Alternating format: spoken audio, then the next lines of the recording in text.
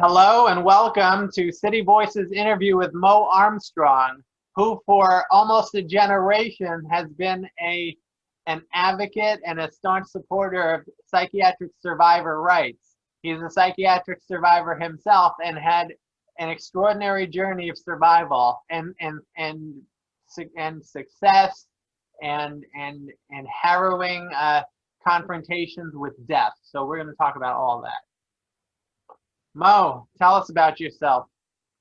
Well, I was born in Keokuk, Iowa, on the Mississippi River as a young child, and I had polio when I was 4. And so I was in an iron lung. The first images I remembered were in a mirror over my head and people coming in behind me. And Mom had me on bicycles and was having me work out and do exercises and build me back, right? And Mom was always trying to build me back. And then and kids were beating up on me. I mean, it was just terrible. I mean, I had no strength in my upper body, so I couldn't lift my arms. And I was raped twice, and, just picked on and beaten as a kid.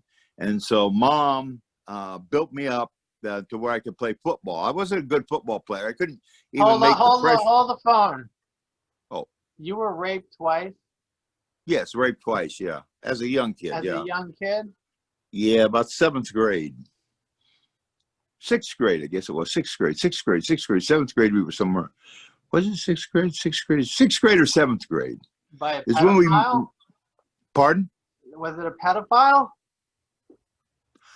Well, it was a guy who was kind of like, he used me as his girlfriend. He couldn't have sex with his girlfriend, so I had a little log cabin behind the house, and then he would we have how kids have these little toy houses, behind the house, like little, they're little, they're cheap little toys. And I'd sleep out in the little log cabin, and then he would come and rape me and keep calling out his girlfriend's name as he raped me. So he was playing like I was his girlfriend. Was he a teenager or an adult? Yeah, he was about my age. Yeah. Oh, he was your age. Yeah, about little older. Chuck Foster. His name was Chuck Foster. And I just moved inside, I didn't camp out anymore. My whole life was just kind of like nothing but weird experiences. So kids were already beating up on me. Kids were beating up on me all the time. They were following me home. Because I didn't have any strength. I didn't have any muscle tones. They said I had tits, and they were beating me up. They said I was like a woman. So Mom had me ride these bicycles endless bicycle rides, 60-mile bike rides on no gears on my bicycle. So I finally had strength in my legs, even if I didn't have strength in my upper body. Oh, yeah, it had to have been the 6th grade, because in the 7th grade, that's when I beat up. W.H. Campbell came to pick a fight with me in the school bathroom, and that's when I beat up W.H. Campbell. I was always strong. I always could, when I was younger, there were a couple of kids that were beating up on a guy who was Mexican, right? And he didn't speak English. 2 kids beating up on another Mexican kid. And I went in, even though I was weak with polio, and took on those 2 kids and stopped them from beating that little kid up. Did that little kid become your friend? No. Let me ask you this. Never saw the little kid again, really. Let me ask you, growing up, did you have diverse friendships with people of color and all that kind of People thing? of color, yeah, mainly African Americans. Mom and Dad had been integrationists in a time of segregation. So when I grew up, African Americans couldn't play on the sports teams, and so African Americans couldn't swim on our side of the lake. African Americans couldn't go to the swimming pool. African Americans had to sit in the back of the class. So Mom had me, I sat in the back of the class, or I sat in the back of the bus. You see what I'm saying? Mom said we can't wait for integration. So in that way, Mom had many friends who respected and still do. When Mom died, one of those people from those times was still alive, and I told him about Mom's funeral, and he came and talked to Mom about the times we grew up. So Mom was always kind of into civil rights. really. And I was too, you know, I was too. I joined the Congress of Racial Equality when I was junior in high school. So I graduated in 1962. What would that be, 1960? I joined the I had been, though, a very right-wing extremist up until then. I had been like a Minuteman. I felt like, you know, I was going to defend America, and I was going to take up arms and defend America. Okay, hold on. The communists. You were a right-wing extremist, but you had black friends, so Because I didn't believe in, I believed in freedom, but I believed in freedom for all people. And these right-wing extremists, they say, even today, they say they believe in freedom, but it's freedom for them to do their own thing. You know, they don't want freedom for others. They kind of want freedom for them. You know, it's more of a, I don't know, more of a individualism run amok, really, isn't it? Really, you stop. Did people of color make it into your heart? I mean, real. Oh yeah, real. Yeah. That's all I ever knew. That's all I ever knew. See, because Mom was an integrationist, a lot of the white kids didn't play with me, right? So I was always, and I was sick. I was a little sickly kid who couldn't do recess. I had to take naps. Mm-hmm. So, you know, I didn't really have a lot of friends anyway because I was tired all the time. Except for the church. I was the Boy Scouts. I was very involved in the Boy Scouts. I wasn't a good student. I was involved in the church and the Boy Scouts. Later on, I became a good student, a great student.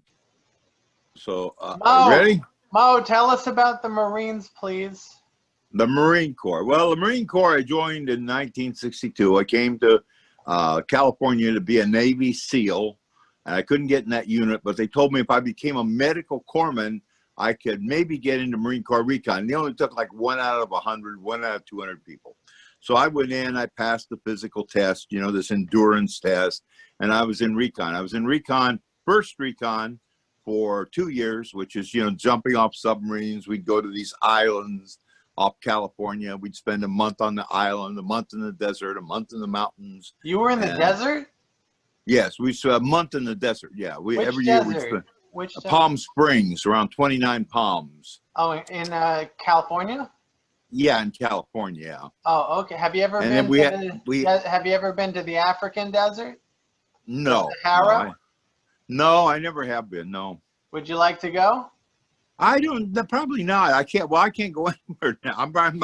I might be done going places now. But yeah, no, I didn't. In the end, I supported the Polisario. They were a group that was struggling against Morocco. I always wanted to know about them, but I just never. I don't know. I was at the desert in the Guajira in Colombia, in between Colombia and Venezuela. There's a beautiful desert there. And of course, I lived in New Mexico for many years. Many years I lived in New Mexico. So you've experienced some desert heat. Yeah, and I've gotten skin cancer from that. So I'm kind of limited where I can go because of all the cancer treatments. Is that how you got cancer, from exposure to the sun? The cancer I got inside my body was a squamous cell that came from the skin, which I had squamous cell on my nose, and then maybe got in through my nose and into my body. Yes, but the cancer I had cancer, 2 cancer treatments in 10 months. One was for prostate, which was pretty bad. That was pretty bad, prostate cancer. That was rough. But the second one was just, I almost died from. I probably come as close to death with that particular experience as anything in my life. But I was supposed to die.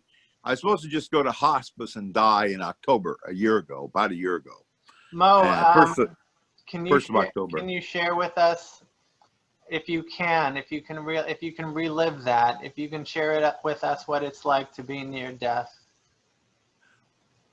Well, it's kind of like being in a stupor, see, because they were putting chemo in me and radiation in me at the same time.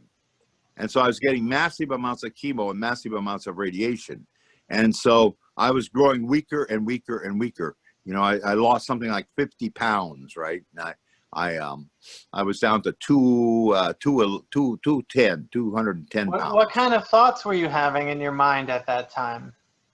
I was just continually reliving my life, just reliving and remembering what I did, who I'd been with, what we went through. Just, you know, and there was a lot of sorrow, and it was cold, you know, because I was there for Thanksgiving, Christmas, and New Year's, right? So it was very cold, and I had to drive myself to the hospital because Heidi couldn't drive, and I had to walk through the hallways all by myself, and I had to get the chemo and radiation all by myself. So I was by myself the whole time till I got home, and then Heidi took care of me while I was at home. Heidi, So you were reliving like all your life's experiences, and there was a lot of sorrow, you said. What other feelings were there? well, there was happiness. There was, you know, I had warm memories, but I was very sad because I was thinking I wouldn't get to see anybody who I had known or anybody who I'd had these wonderful experiences with again. I would never see them again, and that was kind of sad. Yeah. But I just kept going, and I kept going, and Heidi made these green blended drinks. So I just kept taking Heidi's your wife, right? Yes, yeah, Heidi's my wife. She knew how to make these green blended drinks. It was something, she's from Mexico, something she'd learned in Mexico, like how to make these green blended drinks, right? And so I just started taking these green blended drinks so I could at least pass the food and I could get micronutrients. Because, you know, with the radiation and the chemo, everything was like shut. My throat was swollen, my mouth was swollen. You know, I was just trying to keep my mouth from blistering, you know, because I was it getting hard so to much. breathe? Yes. Yeah, it was hard to breathe. I walked, though. I did walk. I kept walking, even though I could only walk like 2,000 or 3,000 steps. I kept walking, yes. Did And you I walked ever, into fresh air. for a lot of people who say they've had near-death experiences, they say that they've seen you know, a shining light at the end of the tunnel. No, I didn't have any of that. I just knew I was like, I just knew I was just one or two clicks away. Like if anything were to go wrong during any of these procedures, see, they thought they could only do this with me for 6 weeks and my body would give out. They didn't think I would make all 8 weeks. See, they thought they'd hit me hard for 6 weeks and I'd collapse, and then they'd stagger the treatments after that, right? But I survived all 8 weeks. And so that was a surprise. I think that's because of Heidi's green drinks. And also at that time I did cannabis. I did cannabis instead of pain meds. And cannabis was very effective also. I must say cannabis was very effective. And I didn't have the nausea and I did not have the pain because I used cannabis. Yes. Did cannabis bring you to any interesting thought formations? No, it just kept me from being depressed. I mean, other than that, kept me from being depressed. You know, and now I can't do cannabis because I eat too much. But in those days, I was losing so much weight. See, I lost 50 pounds in 8 weeks. That's a significant amount of weight, right? Was And that so because you lost your appetite? yeah, because I lost the appetite and just my body was just like burning things up, just, you know, fighting the cancer, I think, fighting the cancer and trying to stabilize me from the radiation. So I lost massive amounts of weight. So I was trying everything in the book not to lose weight because, you know, I didn't want to waste away either. You know what I mean? So here you are with you're back to life. You have energy. What are you doing with it? What are you doing these days with your energy? Well, I was very blessed because I'd been spending time at the resource center in Baltic Street with the people from Baltic Street. And they went online, the resource center, and I made good friendships with Paul and Sean and Lori and all the people from the resource center. And so I started attending peer support meetings with them, and that made my life significantly better. I mean, and they're wonderful because they're like me. They're people who are trying to find solutions, right? They aren't just like always like in problems or making their lives get worse. They're trying to find solutions to live better or live happier. Okay. What are And some of those so solutions? Some of those solutions are eat better, live right, some of those solutions like I take a rap thing with Sarah Goodman, and that's been very beneficial because I find out how I can change, and therefore the world around me gets better, rather than I think the world around me needs to get better, therefore I feel better. You see what I'm saying? So is it true to say that if we're feeling good inside ourselves, the world around us is a reflection of that good vibes? That I can survive. I still think the world around us has got to become a better place. I don't know how to do that. I mean, as an advocate, I've always been a little too angry. I've always been, so I'm not a very good advocate. Like I always say, like with this psychiatric condition and with cancer also, I have a legitimate condition which needs appropriate care. And many times I don't get that care, especially with the psychiatric stuff. Even with the cancer stuff, there's no real aftercare.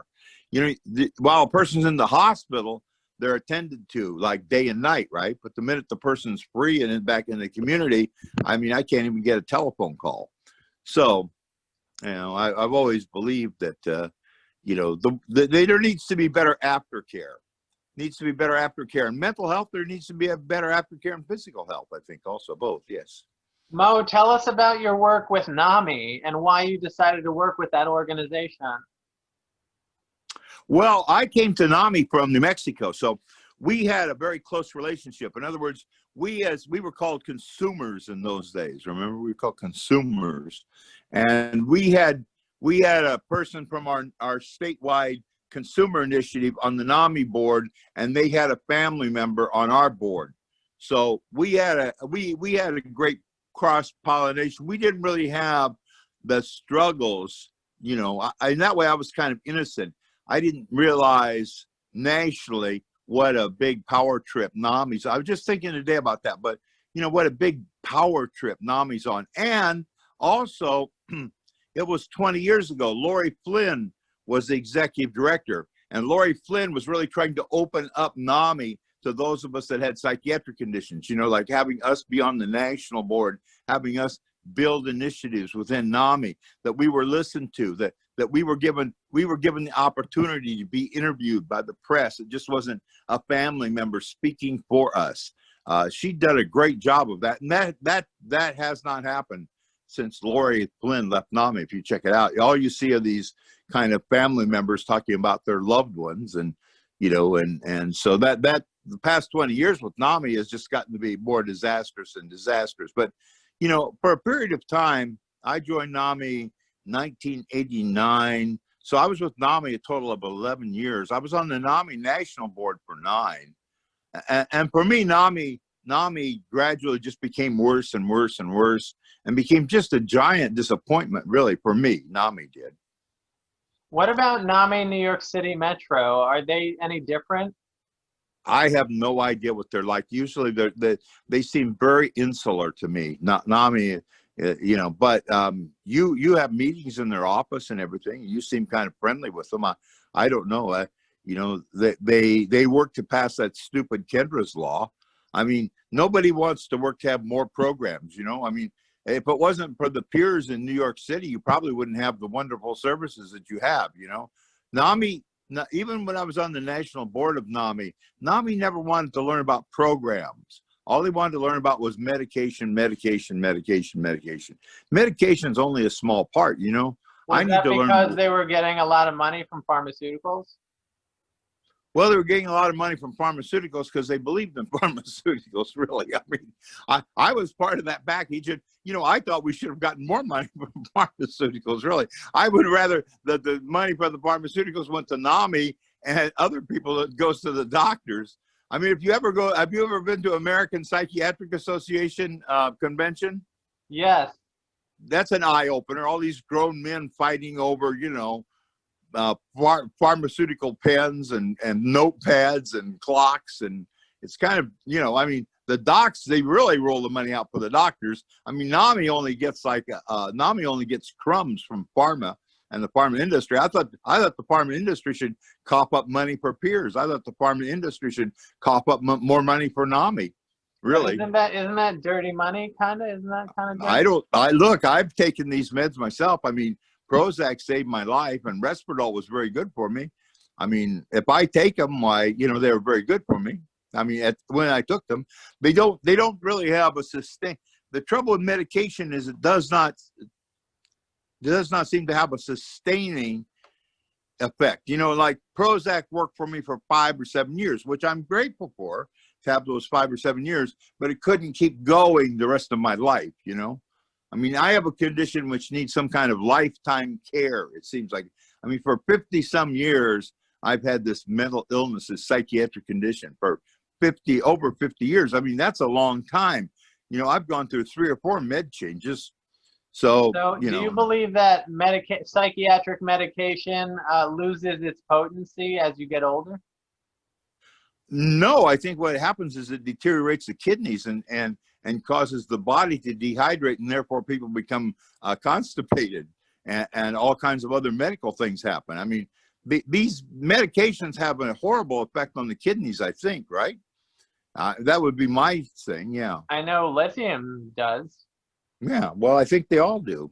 I think aspirin does. I think aspirin does. That's a big.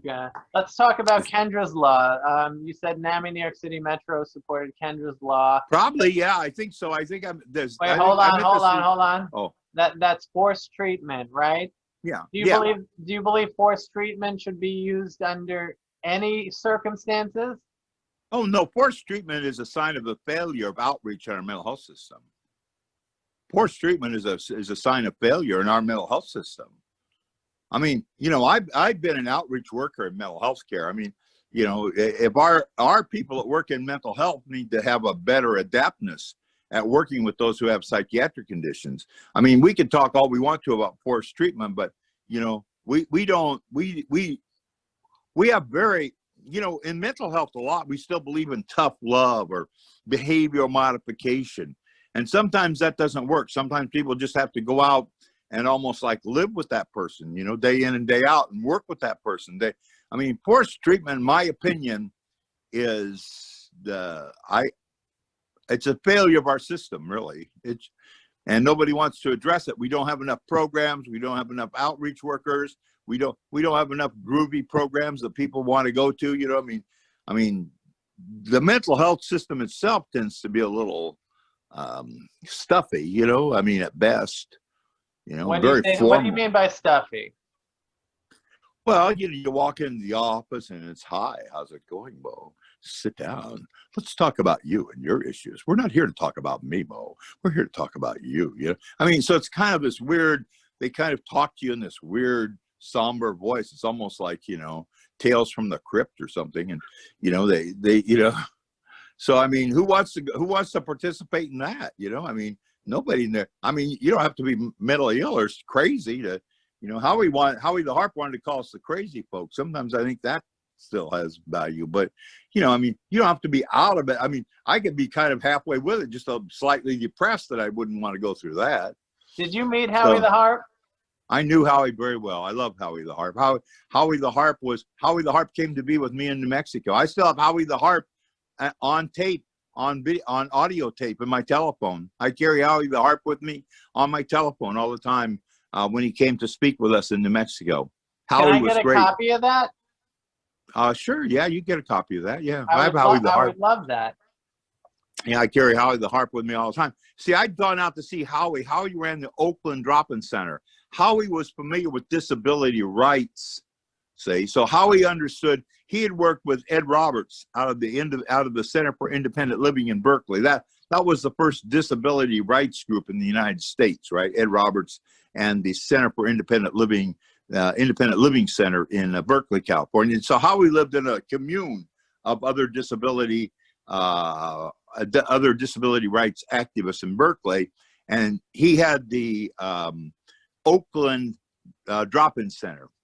And so I went out because I had believed then, that was before all, or was that after? That was around the time of alternatives, and alternatives in Berkeley, I think was 91. So I went out to be with Howie the Harp. I think it was 91. I spent time in Oakland with Howie because I felt that those of us that have these psychiatric conditions were the natural workforce for the mental health establishment. I felt that we were being overlooked. We were being neglected. Well, nobody was now there's a peer workforce. What do you have any thoughts on the current state of the peer workforce? Oh, it's beautiful. I moved to tears just my contact with Baltic Street. Really, I mean, the people I met at the resource center and some of the other centers, I mean, they're very knowledgeable. They understand their own conditions. They understand their place and their role in helping others, and they understand their place in somewhat in the role of helping others. Yes, they're very, very. I find New York City to be, with the peers in New York City, I find that to be very refreshing.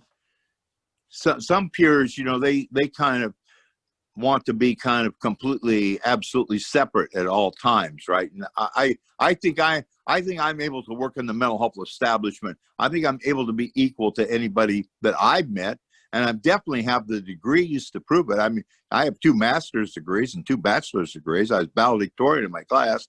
I'm just as academically prepared as anybody I've met who works in the mental health establishment. So I think that, those of us that have these conditions, we could be part of the workplace, the workforce in a big way. Mo, you've had a near-death experience. You know the value of life. You know how precious and fragile it is. What is your advice to people about how they should live these few years we have on planet Earth? Just, I mean, Hillel, don't.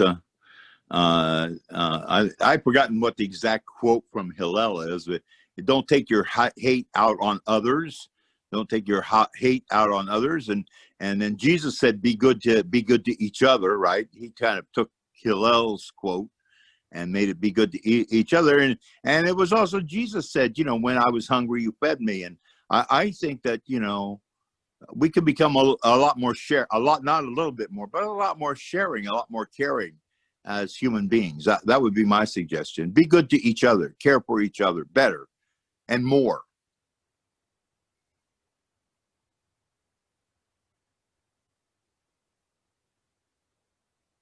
You there? Yeah, I'm here. Oh, okay. I like silences. I just like. Oh. I didn't know. I thought maybe the skit. I thought, that's not the screen was frozen. It happened like last time, but I don't know. There's a spiritual teacher named Eckhart Tolle who says that silence is the gateway to inner peace. I think so. Yeah, people need to learn how to be more quiet, more silent. Yes, I think that would help humanity. I think people are overachieving and overacting, overreacting. I'm trying to stop my overreactions.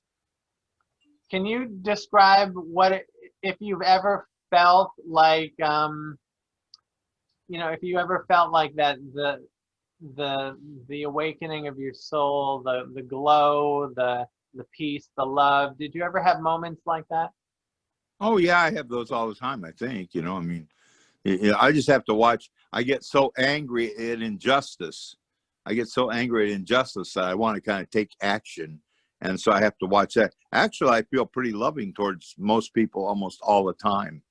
But if I think something's unjust, if I think that somebody's trying to get over on somebody else, then I kind of get overly angry. Because, I was a little kid and beaten up on and victimized as a young kid. And so when I see other people being victimized, it makes me angry, and I sometimes overreact. I have to learn to patiently. It's like going through turbulent water. Sometimes you don't just start paddling madly. Sometimes you kind of let the boat go through the rapids. You know what I mean? And I'm not good at that. And I know seeing injustices in the world. Let's deal with that topic. I mean, you were in the military. Did you see injustices during your military term?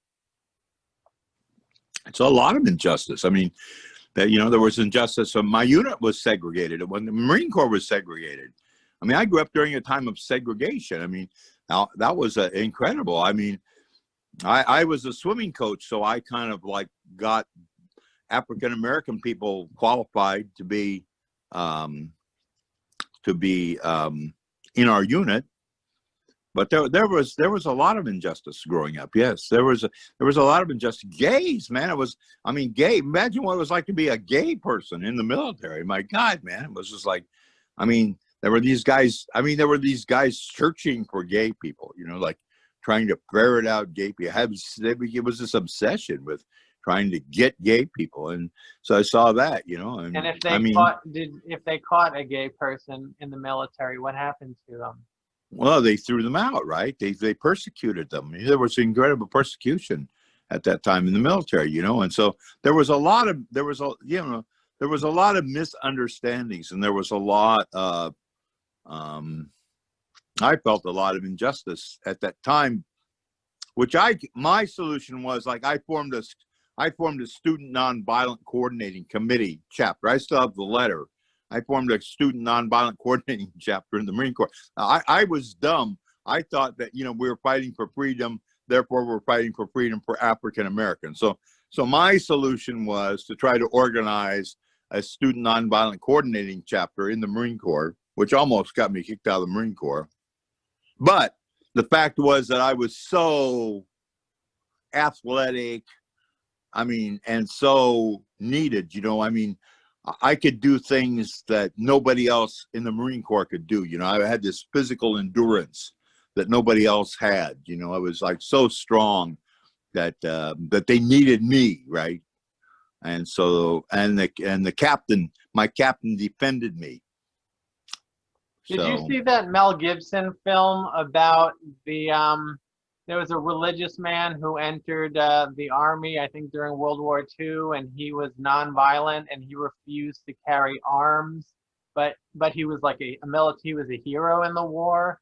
Do you recall this? Yeah, I remember that movie. I didn't see the movie. I wasn't that, you know. I mean, I was there to fight. You know, you want somebody to fight, you want somebody to take out a village, I'm the guy, right? You know, I was there. You know, I was there because I was very anti-communist at the time. However, while I was there in Vietnam, I kind of grew to actually like the communists. They built schools, they built health clinics. We just kind of burned the whole village down, you know, and that wasn't, we knew better. We knew we had to get the people on our side, but nobody wanted to do that. They just kept thinking that more bombs, bigger explosions were going to win the war. And that wasn't true. You know, you had to do a lot of work on the ground. So on my liberties in Vietnam, I would go out in the villages and take care of kids and treat them for like skin diseases, and take my little first aid kit and go out and help kids that were suffering, you know, from infections. Yes, I would do that. I was a medical corpsman, so that I enjoyed that. Or I would rent a bicycle. I'd rent a bicycle and I'd ride through the villages, and I learned Vietnamese somewhat, you know, enough to get by. So I would have a bicycle, my Vietnamese dictionary, and I would like take rides, or I tried to understand the Vietnamese. I would try to understand their music. So I listened to their stringed instruments. But see, most Americans, they don't do that. I don't think that's a good, we're too insular. We think America's great and whatever we do is right and everybody should live like us. And that's not necessarily true. Other people have gifts, or other people have things to offer that we could learn from. Yes. And certainly you learned from them. I did. Yes, I did. I still listen to Vietnamese string music. I like folk music. So I like stringed instruments, like little strings, you know, that the people played on the street. And I still have Vietnamese folk music. The Smithsonian does a good job of recording and cataloging folk music. So I love folk music. Yes. What about the Buddhist religion? Isn't that the religion there? Well, that was a little bit of a problem. Because I spoke Vietnamese, the Vietnamese guy we had with us, right, Nguyen Vuong. I have photos of Nguyen. I love Nguyen. Nguyen and I lived together. They let me just live with Nguyen. Nguyen and I, we both like had our bugs next to each other, and he would teach me Vietnamese, and I would go on patrol with Nguyen. But Nguyen saw Buddhists as communists. So many of the first villages that we had destroyed initially, they were Buddhist villages, but Nguyen saw them, because he was a strict Catholic, as communists. So yes, but they also had a lot of Catholic. Vietnam was very divided between Catholic and Buddhist, very divided. What do you think of Buddhism? I've studied Buddhism. Buddhism helped me out tremendously. How? But Buddhism, well, it's taught me how to calm down in the middle of horrible situations, you know. So I sit meditation 2 or 3 times a day, even now. I'm always kind of sitting meditation, do my little hands, you know, like this. Yeah. And I do that. What comes up when you meditate? Not much. Just clearing my mind of. My problem is getting rid of the stuff that's already in my mind, you know. What would you like to get rid of, Mo? Oh God, the racing thoughts, or the thinking, or the anger that I have, like somebody, you know, petty stuff. You know, somebody said something to me that I didn't like, and you know, who were they, and all that weird stuff that, you know, I don't like. Just not worth it, you know. So I just try to get rid of those thoughts, you know, just like, okay, that happened, or you know, like I don't have to like get angry because somebody got angry at me, you know. I can just like be okay. They can get angry at me, but I don't have to get angry at them. Just getting those thoughts out of my mind that just go through people's minds all the time. Mo, you've stared at death due to cancer. You stared at death in your military career. Are you afraid of death? I'm not really afraid of death. I'm afraid of the gruesome. I'll tell you what I am afraid of is the gruesome way people die. I mean, if I were to die tomorrow, I'd be kind of happy. But gee whiz, man, going through this last cancer treatment, I couldn't believe the amount of people that they have. Like they're extending their lives for like sometimes years, right? They live on IVs, and they're in hospital beds, and they're just like, you know, I mean, they don't even really have a life. They're just totally in palliative care or in end of life care, right? I mean, that looks kind of terrible to me. I'm not afraid of death. If I were to go tomorrow, I'd be happy. I've done as much as I could do, and I've been as good to people as I can be, and I could have been better, but you know, I did what I could do and did as much as I could do, really. Any regrets? Yeah, I think I could have. I think I could have learned better. I wasn't career oriented. For me, everything was so immediate. You know, I wanted to get services to people. I wanted care for people. I was more immediate. I needed to learn how to have patience and really do system change over a longer period of time. Yes. What, do you have a vision for a mental health system that you'd like to see? Yeah, the mental health system I'd like to see in the future would be, I don't know, much higher proportion of peers, a much higher proportion of companionship. We don't do any of that. We don't pay people to come to other people's homes. I mean, there's people who know more than I do and can do more than I can. And so I'd like to see them at my home, and they could teach me things that I could learn from them, and I could go to other people's homes and teach them what I know. You could call it cross-pollination of ideas. You know, I think there needs to be more of that. There needs to be more. I like the idea of more get-togethers. I mean, you have a conference in New York, you know, but it's once a year. You know, like I'm thinking of more having like maybe like, you know, like you have a Baltic Street picnic once a year. I'm thinking of having get-togethers like that, like every couple of months. You see what I'm saying? Where there's more cross-pollination of ideas. Yes. So what do you envision these get-togethers looking like? Picnics. Picnics. And is there any program involved? Like, is there a program to the picnic? No, no, not really. I mean, you could have some classes. I think what's important is that we have people who kind of share ideas and share experiences. Like, what did we see? What did we learn? What did we do? Who did we meet? Those That's a form of learning.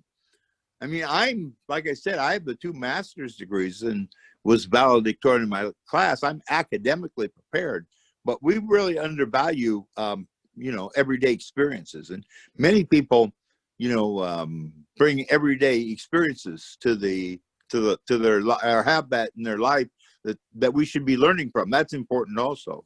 What are some of the biggest life lessons you've learned that you'd like to share with people? I think one of the biggest things is try to priority of time. Try to priority of time. You know, when I first started working in mental health, because I come from such a disadvantaged economic place, right? And then all of a sudden I had a good job and a good salary, and you know, I could buy material things. And I think in some ways I became too materialistic.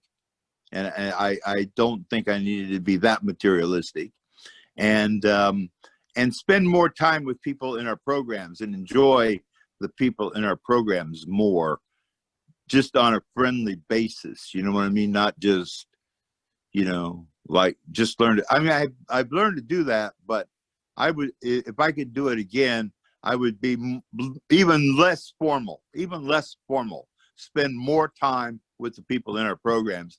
And, you know, I'd always tried to have a, somewhere in my mind, I thought I was supposed to have some kind of traditional marriage, right? But actually just being in my job with the people in our programs is enough for my companionship.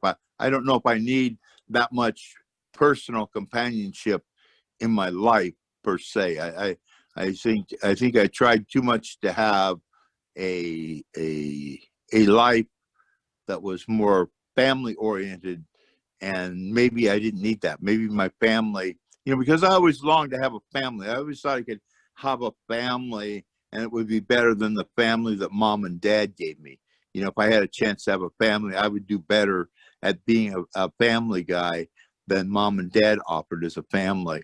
But you know, I don't know if I need that. I think just go out and spend my time with the people in our programs, learn meditation, and come home and meditate and read and be quiet. Basically, I have that life now. You know, I mean, Heidi is trapped in Mexico, and you know, I'm able to just be around the house and be by myself and spend. You know, I spend maybe 10 hours a week with Baltic Street on Baltic Street programs, Why and is I enjoy Heidi trapped that in Mexico? because she can't travel because of the coronavirus. Oh, okay. I can't travel. We're both in our 70s. Heidi and I are both, I'm 76 years old. Heidi's my age. We're both 70, 76. So, you know, it'd be very dangerous for Heidi to travel, very dangerous for me to travel. My last question to you, Mo. Yeah. This is a question that the famous James Lipton used to ask his guests in a program called Inside the Actors Studio. Mm-hmm. And it goes something like this. If God exists, what would you like him to say to you when you're at the pearly gates? Well, there's nothing, because I think God is consciousness, and this universal, undulating, unlimited, unending plasmic consciousness that just moves through the entire universe, right? And so God really, and God is not either he or she. God is this kind of plasmic consciousness. So God is kind of with us all the time. The question I have, though, is how often do we permit that consciousness to come into us? How often do we permit that consciousness to flow through us? So I really think when I reach the pearly gates, God already knows all about me. And I know very little about God. I catch glimpses of what might seem to be God, like maybe a butterfly flies in front of my path to give me a welcome, or a leaf blows down beside my feet as I'm walking, you know, or something happens, you know, that's kind of like seems to be like an owl. Like before I had the cancer treatments, I opened the window and an owl was outside my window and it looked at me and then flew away. You know, it was like in the night. So I think, you know, I think there are small symbols or small signs of the presence of God that we don't recognize, but I think God is with us at all times. What does God feel like inside? Like a vibe, harmony, harmoniousness. Yeah. Is there any love in that? Pardon? Is there any love in that? Well, it was Jesus said God is love, right? What do you Jesus, say? What do you say, Moe Armstrong? I say God is love. I mean, that's that energy, that warmth, that feeling of connectedness that Viktor Frankl writes about. I think that love is I think that's the man. God's not physical or even yeah. God is kind of a feeling or a sense of being. A sense of being in harmony with others and the world around me. Yeah. Are we ever truly alone, Moe Armstrong? What? No, I don't think so. I mean, I have conversations with. I'll tell you, I've had to be.